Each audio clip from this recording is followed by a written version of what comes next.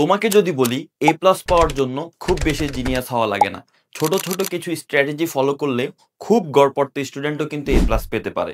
তুমি তোমার ক্লাসে ব্যাক বেঞ্চার অথবা কিছু স্টুডেন্টকে দেখবে যে তাদের ক্লাসে পারফরমেন্স হচ্ছে জিরো, কিন্তু রেজাল্টে তাদের পারফরমেন্স হাই। কেন? কারণ তাদের কাছে আছে 5টি সুপার পাওয়ার। সেই 5টি সুপার পাওয়ার কি, চলো আমরা আলোচনা করি। তাদের প্রথম সুপার পাওয়ারটা হলো তারা চ্যাপ্টার টার্গেট করে, অর্থাৎ তারা তোমার থেকে সিলেবাস অর্ধেক করে ফেলে। তারা পুরো বই পড়ে না, এক্সাম ফোকাসড যে চ্যাপ্টারগুলো আছে সেগুলো পড়ে এবং সেগুলো থেকেই কমন আসে এবং তারা অ্যান্সার করতে পারে, তারা ফুল মার্কস পায়। তাই তুমি যদি মনে করো যে না আমি সব পড়বো, এটা কিন্তু ভুল। তোমার পরীক্ষায় যেগুলো আসে না সেগুলো তো পড়ার দরকার নাই তোমার ভালো রেজাল্ট করার জন্য। তাদের 2 নম্বর সুপার পাওয়ার হলো স্মার্ট রিভিশন। তারা একই জিনিস 3বার রিভিশন করে। প্রথমবার তারা বোঝার জন্য, দ্বিতীয়বার তারা নোট করার জন্য, তৃতীয়বার তারা না দেখে নিজে নিজে একা একা নোট করার জন্য। এইভাবে যদি কেউ রিভিশন দেয় তাহলে ভুল হওয়ার সম্ভাবনা একদমই কম থাকে এবং পরীক্ষায়ও মাথা একদম খালি হয়ে যায় না। প্রশ্ন আসলে প্রশ্ন ধরতে পারে এবং উত্তরও করতে পারে। 3 নম্বরে তারা কোশ্চেন প্যাটার্ন ধরতে পারে। তুমি চিন্তা করতেছো আমি পুরো বই ভালো করে পড়বো, তারপরে হচ্ছে বিগত বছরের বোর্ড প্রশ্ন পড়বো। এরকম চিন্তা করলে বই পড়তে পড়তেই দেখবা সময় শেষ হয়ে গেছে, কিন্তু তুমি আর বোর্ড প্রশ্ন পড়তে পারো নাই। কিন্তু তারা কি করে, তাদের যে সিলেক্টিভ টপিক সেই টপিকের উপর ভিত্তি করে সেই বিগত বছরের বোর্ড প্রশ্নগুলো দেখে। কারণ পরীক্ষা তোমার বই থেকে হুবহু প্রশ্ন আসবে না, প্রশ্নগুলোর মান চেঞ্জ করে দিবে, সিনারিও চেঞ্জ করে দিবে। এগুলো তুমি ধরতে পারবা যদি বোর্ড প্রশ্ন সলভ করো। তো তাদেরকে বিভিন্ন সময়ে বিভিন্ন টিচাররা সাজেশন দিয়ে থাকে, ওই বোর্ডের প্রশ্ন পড়ো, ওই বোর্ডের প্রশ্ন পড়ো।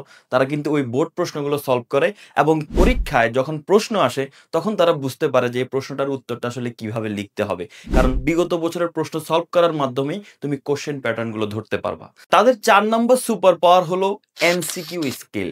কারণ এমসিকিউতেই কিন্তু এ প্লাসটা বাধা পড়ে। যাদের এমসিকিউ খারাপ তাদের এ প্লাস আসে না, কিন্তু তারপরও তাদের এ প্লাস কিন্তু তারা ঠিকই অর্জন করে নেয়। কি জন্য?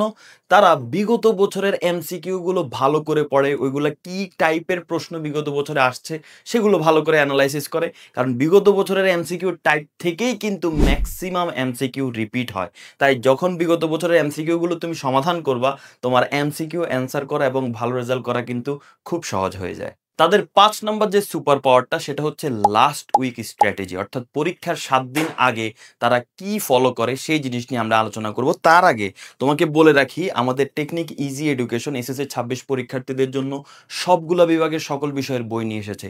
তাছাড়াও স্পেশাল সাজেশন বই নিয়ে এসেছে এবং এমসিকিউ 500 এমসিকিউ সাজেশন বই নিয়ে এসেছে সবগুলা বিষয়ের, সবগুলা বিভাগের। শুধু তাই নয়, এই বইগুলো যদি তুমি ফলো করো তাহলে তোমার যে স্ট্র্যাটেজিগুলোর কথা বলছি, তুমি প্রশ্নের প্যাটার্ন ধরতে পারবে, এমসিকিউ গুলো টাইপ ভিত্তিক আকারে দেওয়া আছে সেই টাইপগুলো দেখতে পারবে এবং তোমার সিলেবাস অর্ধেক করে ফেলতে পারবে, কারণ অধ্যায় ভিত্তিক সাজেশনও কিন্তু দেওয়া আছে। সবচেয়ে বড় ব্যাপার হলো এই বইগুলো নিলে তোমার আলাদা কোনো টিউটরের দরকার পড়বে না, কারণ প্রত্যেকটা প্রশ্নের সাথে, প্রত্যেকটা সিঙ্গেল প্রশ্নের সাথে কিন্তু কিউআর কোড দেওয়া আছে, যা তুমি মোবাইল দিয়ে স্ক্যান করলেই ওই প্রশ্নের সমাধান ভিডিও টিচার এসে তোমাকে বুঝাই দিয়ে যাবে। তো বুঝতেই পারছো, এক বই নিলে তোমার সকল সমস্যার সমাধান হয়ে যাবে। এসএসসি 26 পরীক্ষার্থীদের জন্য বাংলাদেশের সবচেয়ে সবচেয়ে সেরা সহায়ক বই হচ্ছে এটা, এটা আমি তোমাকে কথা দিতে পারি। সো তোমরা বইগুলো সংগ্রহ করো, আর তোমাদের ছোট বড় ভাই বোন যদি থাকে এসএসসি 26, তাদেরকে একটু মেনশন দিয়ে এই বইগুলো সম্পর্কে জানান দিতে পারো। এখন আসো লাস্ট উইক স্ট্র্যাটেজি কি। এই 7 দিনে ওই ব্যাক বেঞ্চার বা হচ্ছে তোমার ওই ফ্রেন্ডরা এদের কিছুই পড়ে না, নতুন কিছুই পড়ে না। এরা পুরাতন ভুলগুলো, পুরাতন যে সাজেশনগুলো তাদের কাছে ছিল ওইগুলোর যে জিনিস পারতো না বা যে জিনিসগুলো ভুল ছিল সেগুলো ঠিক করে এবং ওই ইম্পর্টেন্ট টপিকসগুলোই বারবার রিভিশন করে। এতেই কিন্তু তারা তাদের হচ্ছে ফাইনাল লক্ষ্য, অর্থাৎ তাদের যে পরীক্ষায় যে জিনিসগুলো আসবে এগুলো ভালোভাবে পাকাপোক্ত হয় এবং পরীক্ষায় অ্যান্সার করে এ প্লাস নিশ্চিত করে। তাই বুঝতেই পারছো যে এ প্লাস পাওয়ার জন্য একদম হযবরল অবস্থায় সব পড়ার দরকার নাই। একটু স্মার্ট ভাবে যদি পড়ালেখা করো তাহলেই কিন্তু এ প্লাস পাওয়া সম্ভব। সো এই ভিডিওটা শেয়ার করে রাখো যেন এই পয়েন্টগুলো, এই 5টা সুপার পাওয়ার যেন তোমার মনে থাকে। আর পাশাপাশি তোমার ওই ফ্রেন্ডদেরকে একটু মেনশন করো যারা ক্লাসে, যাদের পারফরমেন্স লো কিন্তু রেজাল্টে পারফরমেন্স হাই। বলো যে তোদের গোপন রহস্য বের করে ফেললাম।